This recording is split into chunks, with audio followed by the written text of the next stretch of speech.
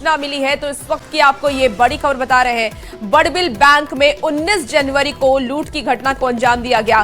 5 करोड़ रुपए के जेवर की लूट हुई। करीब 8 लाख रुपए नगद भी लूट लिए चोरों ने। आपको बता दें कि दोनों राज्यों की पुलिस अब जांच में जुट गई है। तो इस वक्त की ये बड़ी खबर चाईबासा से सामने आ रही है। उड़ीसा बैंक लूट के तार झारखंड से जुड़े हुए हैं। ज्यादा जानकारी के साथ न्यूज 18 संवाददाता रुपेश हमारे साथ सीधे जुड़ गए इस बस फोन लाइन पर। रुपेश, अपराधियों का तांडव दिख रहा है और बैंक में लूट की घटना को अंजाम दिया गया। प्रशासन की तरफ से फिलहाल क्या कुछ कार्रवाई की गई है, क्योंकि 19 जनवरी को ही ये लूट हुई थी? देखिए, इस मामले में 19 जनवरी को लूट की घटना हुई थी और दिन दहाड़े बैंक ऑफ महाराष्ट्र की बड़बिल शाखा में 5 से 6 की संख्या में हथियारबंद लोगों ने पहुंचकर वहां पर अपराधियों ने लूट की घटना को अंजाम दिया था। इस मामले में अभी अपडेट यह है कि कल से इस मामले में झारखंड पुलिस भी जांच पड़ताल में जुट गई है। जो इस क्षेत्र में लूट की घटना हुई है केवंझर जिला का, जो कि चाईबासा का सीमावर्ती जिला है। उड़ीसा और झारखंड का सीमावर्ती जिला दो है, जो चाईबासा और बड़बिल।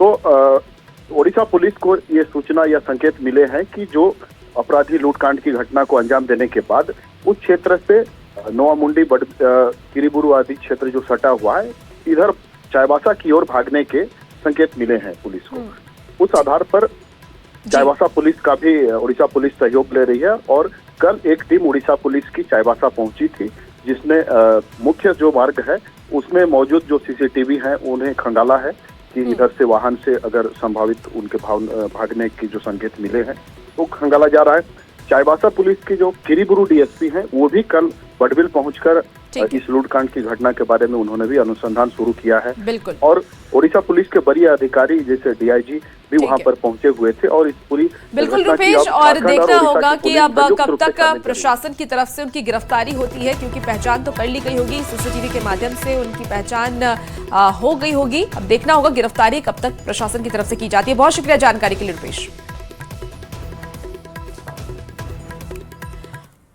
और इसी बीच देखिए, जामतारा से आपको बड़ी खबर बता रहे हैं। कुख्यात साइबर अपराधी गिरफ्तार किया गया है। हातिम और उसके 2 सहयोगी गिरफ्तार हुए हैं। 8 साल से पुलिस को ये लोग चकमा दे रहे थे। हातिम के पास से 7 मोबाइल और सिम कार्ड बरामद किया गया है। कैश बैग का झांसा देकर के ये ठगी करते थे।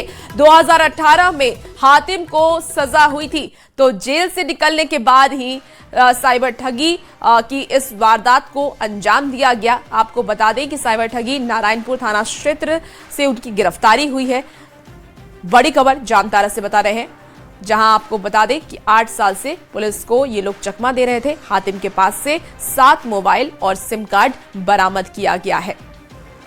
अभी कुल 3 लोगों की गिरफ्तारियां हुई हैं, जिसमें से एक है हातिम अंसारी जो चिरोली के रहने वाले हैं, एक विनोद मंडल हैं जो कि नदिया चक का रहने वाले हैं, और एक नजरुद्दीन अंसारी है जो कि पिंडारी करमटाड़ का रहने वाले हैं। 3 लोगों की गिरफ्तारियां की गई हैं। इन लोगों से जब पूछताछ की गई है तो इनके द्वारा स्वीकृति बयान दिया गया है कि इनके द्वारा जो है पिछले 2018 से ये लोग साइबर क्राइम में जुड़े हुए हैं और 2018 में पूर्व में भी ये जेल गए हुए हैं। हातिम अंसारी के विरुद्ध आपराधिक इतिहास है। खबर गिरिडीह से आ रही है, जहां चोरों की पुलिस प्रशासन को खुलेआम चुनौती दी गई है। एक साथ 4 कपड़ा दुकान में चोरी की गई। लाखों रुपए की नकदी भी चोरी करके चोर फरार हो गए हैं। आसपास की दुकान की भी चोरी की कोशिश की गई। तो घटना के बाद इलाके में दहशत का माहौल है। पुलिस प्रशासन अब मामले की छानबीन में जुटी हुई है। कालीबाड़ी चौक के पास की घटना बताई जा रही है। गिरिडीह से आपको ये बड़ी खबर बता रहे हैं, चोरों की पुलिस को खुली चुनौती है। एक साथ चोरों ने 4 कपड़ा दुकान में चोरी की और आसपास की जो दुकान है उसमें भी चोरी की कोशिश कर रहे थे। लाखों रुपए की नकदी की भी चोरी चोरों ने की है और आपको बता दें कि वहां से वो फरार भी हो गए। घटना के बाद अब इलाके में दहशत का माहौल है, व्यवसायियों में दहशत है। हालांकि पुलिस अब पूरे मामले की छानबीन में जुट गई है। क्या हुआ ना, चोर है ना नीचे से सामने से नहीं घुसा, ऊपर से घुसा। इसमें 4 दुकान आपके सामने है, गोविंद, श्रीश्याम, केके और एक आरसी ट्रक।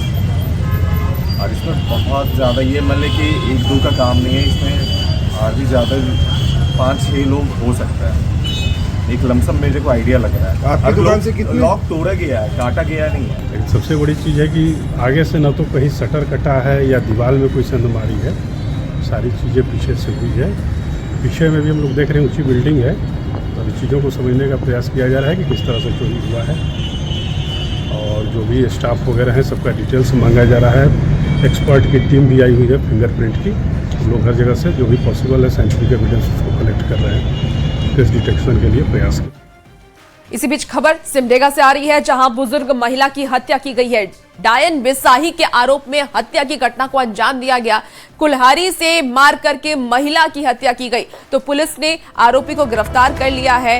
जो जानकारी सामने आ रही है, ओरगा ओपी क्षेत्र के सारू बहार का ये पूरा मामला है। सिमडेगा के ओरगा ओपी क्षेत्र के सारू बेड़ा गांव में एक शख्स ने बुजुर्ग महिला की डायन बिसाही का आरोप लगा करके कुल्हाड़ी से काटकर उसकी हत्या कर दी। घटना की सूचना मिलते ही पुलिस घटनास्थल पर पहुंची, जहां पुलिस ने शव को अपने कब्जे में लेकर के आगे की कार्रवाई शुरू कर दी है। पुलिस ने आरोपी को गिरफ्तार कर जेल भी भेज दिया है। तो इस वक्त की आपको ये बड़ी खबर सिमडेगा से बता रहे हैं, बुजुर्ग महिला की हत्या की गई है। डायन बिसाही के आरोप में ये हत्या की गई। और देखिए, चाईबासा में एक परिवार के 3 लोगों के HIV संक्रमित होने और ब्लड बैंक पर संक्रमित खून चढ़ाने के आरोप मामले पर बाबूलाल मरांडी ने सोशल मीडिया साइट एक्स पर पोस्ट किया है। उन्होंने मामले की CBI जांच की मांग करते हुए लिखा कि झारखंड में एक ही परिवार के 3 सदस्य, एक महिला, उसका पति और उसकी बड़ी बेटी HIV पॉजिटिव पाए गए। जानकारी के अनुसार जनवरी 2023 में महिला की पहली डिलीवरी के दौरान चाईबासा सदर अस्पताल के ब्लड बैंक से खून चढ़ाया गया था। यही वो ब्लड बैंक है जो पिछले वर्ष थैलोसीमिया पीड़ित बच्चों के HIV संक्रमण के मामले को लेकर के सुर्खियों में आया था। और ये पूरा मामला किसी बड़ी साजिश की ओर इशारा करता है। चिंता की बात यह है कि ब्लड बैंक को बंद करने के आदेश के बावजूद उसे बंद नहीं किया गया, उसे चलाया गया। एक और मुख्यमंत्री हेमंत सोरेन दावोस में महंगे निजी अस्पतालों के साथ करार कर रहे हैं, वहीं दूसरी ओर राज्य की सरकार अपनी सरकारी अस्पतालों को सुचारू रूप से चलाने में भी विफल साबित हो रही है। हेमंत जी, ये सब कुछ दुनिया देख रही है। तो ये बाबूलाल मरांडी का पोस्ट आपको दिखा रहा है। और देखिए, सीएम हेमंत सोरेन इन दिनों दावोस दौरे पर हैं और इस दौरान वो ग्लोबल लीडर्स से मुलाकात कर रहे हैं और झारखंड के विकास के विजन को उनके साथ साझा कर रहे हैं। अपने दावोस दौरे के दौरान सीएम हेमंत सोरेन ने कहा है कि मैं झारखंड का विकास और उसके संसाधनों का बेहतर उपयोग करना चाहता हूं। तो सीएम हेमंत सोरेन झारखंड को आगे बढ़ाने के लिए प्रतिबद्ध हैं। वो इस वक्त दावोस गए हुए हैं और आपको बता दें कि सीएम हेमंत सोरेन वहां पर ग्लोबल लीडर्स से मुलाकात कर रहे हैं। उसकी भी तस्वीरें टीवी स्क्रीन पर इस वक्त आप देख पा रहे हैं। तो विकास के विजन को उन्होंने आगे बढ़ाया है, अपने विश्वास को उन्होंने वहां पर रखा है। झारखंड के विकास के विजन को उनके साथ साझा भी किया है। उनका कहना है कि झारखंड को वो आगे बढ़ाना चाहते हैं। दावोस दौरे के दौरान सीएम हेमंत सोरेन ने ये भी कहा कि झारखंड की जो संसाधन है, उनके जो संसाधन है, उसका वो बेहतर उपयोग करना चाहते हैं। इंडिजिनस ट्राइबल रिप्रेजेंटेटिव आज अपने स्टेट को रिप्रेजेंट कर रहा है यहाँ पर, और हम सभी चाहते हैं कि राज्य का विकास हो और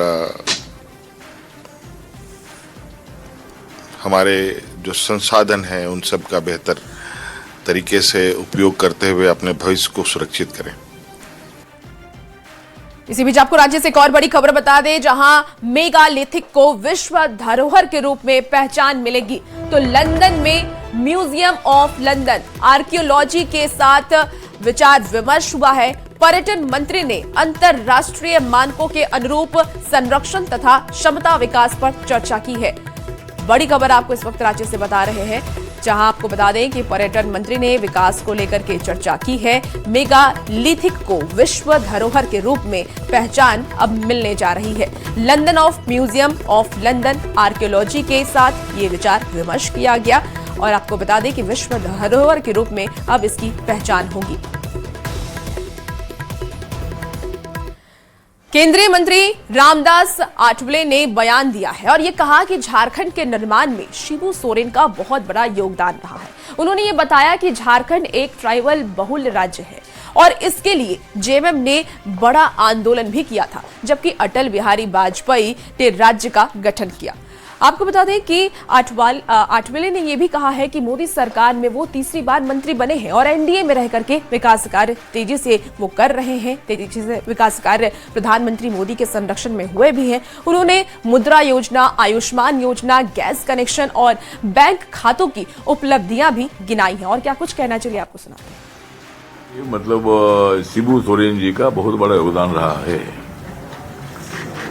तो जो हमारी नरेंद्र मोदी जी की सरकार है, ये सरकार ट्राइबल कम्युनिटी को, शेड्यूल कास्ट कम्युनिटी को, ओबीसी कम्युनिटी को, इतना ही नहीं तो सभी माइनॉरिटीज हो या जनरल कैटेगरी के लोग हो, सबका साथ, सबका विकास की भूमिका नरेंद्र मोदी सरकार की है।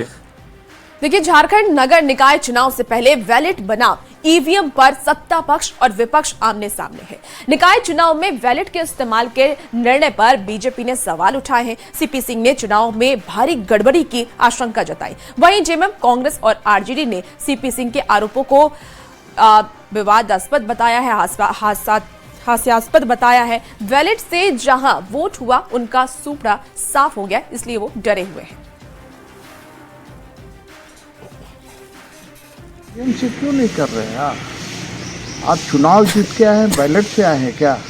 महागठबंधन को जनादेश, महाजनादेश मिला है झारखंड के अंदर, ईवीएम पर ही तो मिला है। तो मेरा ये कहना है कि बैलेट इसलिए ये करना चाहते हैं ताकि सत्ता संरक्षित गुंडों के माध्यम से बूथ पर कब्जा कर सके, बूथ लूट सके।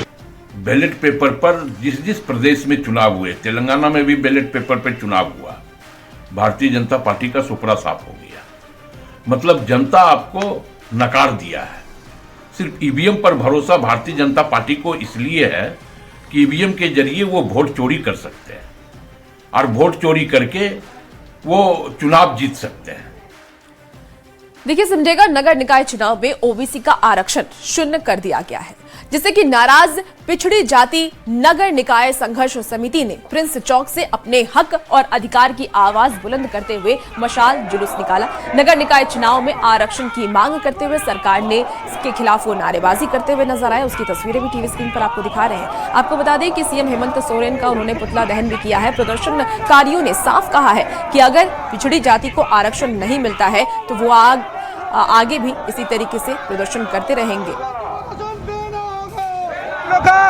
पिछड़ी जाति का आरक्षण नहीं दिया, ओबीसी आरक्षण आरक्षण को नहीं दिया, अगर ओबीसी को आरक्षण नहीं देते हैं तो हम लोग रोड में उतर के आंदोलन करेंगे और कोर्ट जाने के, न्यायालय में जाने का काम करेंगे।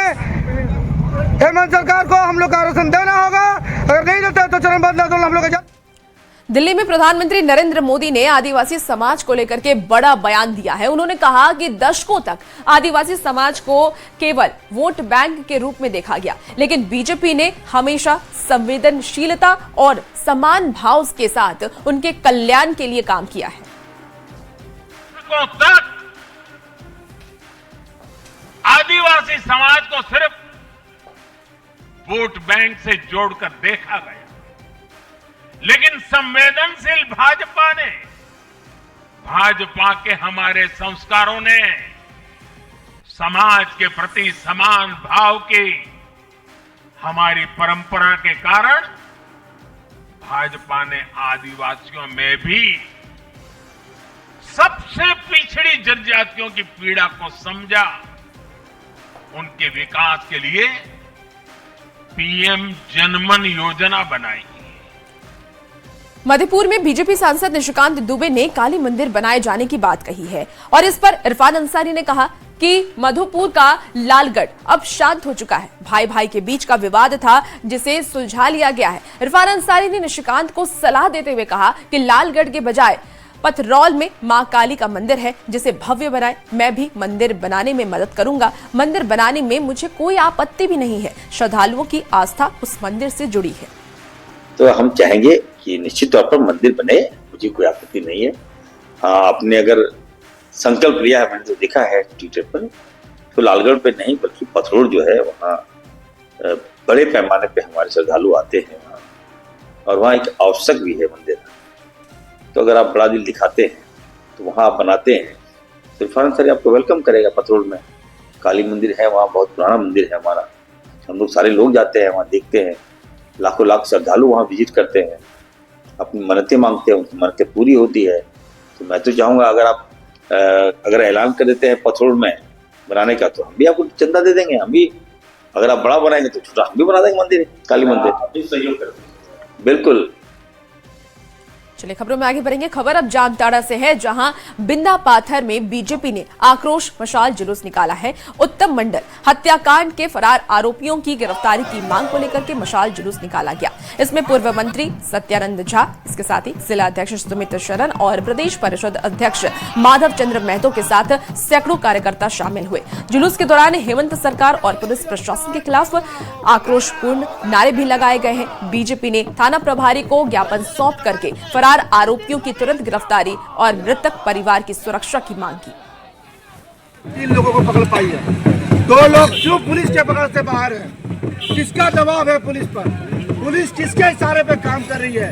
एक अपराध हुआ है, यहाँ जान गई है और पुलिस अपराधी को नहीं पकड़ पा रही है। इसके विरोध में भारतीय जनता पार्टी के कार्यकर्ता आज इस बिंदा पाथर थाना क्षेत्र में आज सभी सैकड़ों की संख्या में आकर मशाल जुलूस हम लोग निकाल रहे हैं। और गिरिडीह में जिला खाद्य सुरक्षा पदाधिकारी के नेतृत्व में छापेमारी अभियान चलाया गया।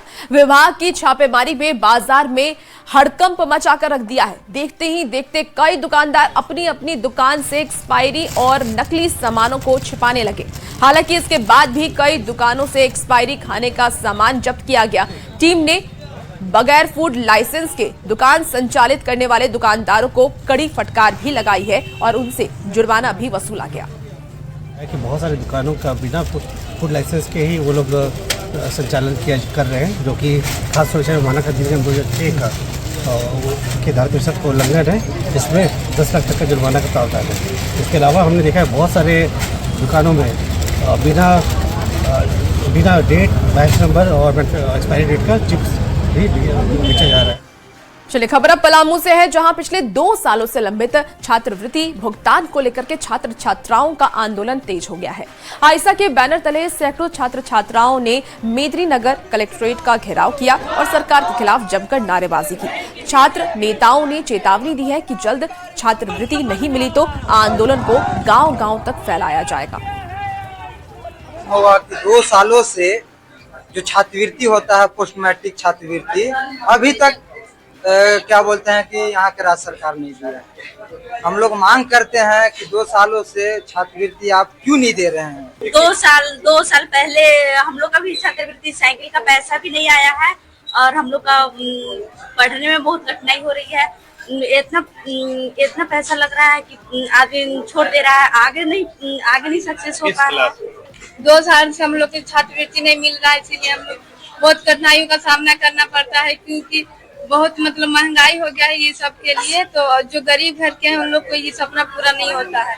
मेरा दोनों तरफ से सवाल है, दोनों सरकार से सवाल है और दोनों सरकार के खिलाफ ये आंदोलन चल रहा है।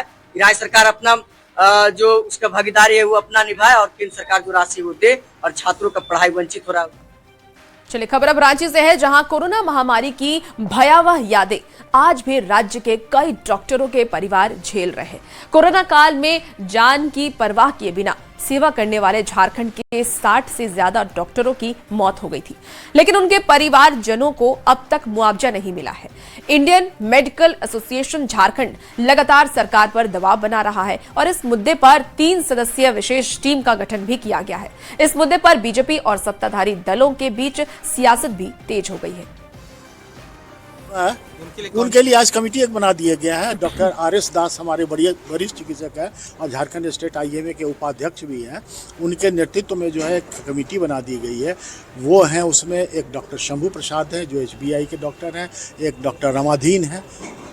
3 सदस्यीय कमेटी बनाई गई कि सारा का लिस्ट बना हो नहीं सकती है। अगर आप झारखंड की बात करें तो कई डॉक्टरों की मौत हुई थी अपने वो लाइन ऑफ ड्यूटी में, जिस समय लोग घर में दुबक कर बैठे थे, सब लोग दुबक कर बैठे थे और जो कहा जा रहा था कि 2 गज की दूरी अगर यही ज़िंदगी के लिए सबसे बड़ा मंत्र था, उस समय डॉक्टर मरीज़ के नज़दीक जाकर इलाज कर रहे थे। ऐसे डॉक्टर कितने कोरोना से इन्फेक्ट हुए, कितने की मौत हो गई और राज्य सरकार ने अभी तक अगर उनका मुआवजा नहीं दिया है तो ऐसी अगर कोई भगवान न करे आपदा स्थिति आए तो फिर शायद कोई दोबारा आगे आने की कोशिश नहीं करेगा। मुआवजा अगर किसी राज्य में मिला है तो यहाँ भी मिलना चाहिए। सरकार इस पर पहल करेगी, परंतु वो कौन से राज्य थे जहाँ मुआवजा मिला? हमारे पास जो आर्थिक स्थिति है, भाजपा की इस सरकार ने हमारे पैसे रोक रखे हैं। केंद्र की सरकार ने कई एक मद में पैसे नहीं दिए जा रहे हैं। मुझे लगता है जो क्षतिपूर्ति की राशि है, जो मुआवजा हम लोगों को देना है, इसके तह में जाने की भी आवश्यकता है। मुझे ये लगता है कि स्वास्थ्य मंत्री काफी गंभीर है और संजीदा भी है। स्वास्थ्य मंत्री के संज्ञान में अगर कोई बातें आती है तो स्वाभाविक तौर पे स्वास्थ्य मंत्री उसे गंभीरता से लेते हैं, क्योंकि स्वास्थ्य मंत्री की पहली प्राथमिकता राज्य की जनता को उत्तम स्वास्थ्य व्यवस्था कैसे मुहैया हो, इस पर होती है। और हमें लगता है कि स्वास्थ्य मंत्री लगातार इस दिशा में सकारात्मक रूप से पहल भी करते हैं और कार्य भी करते हैं। और इसी के साथ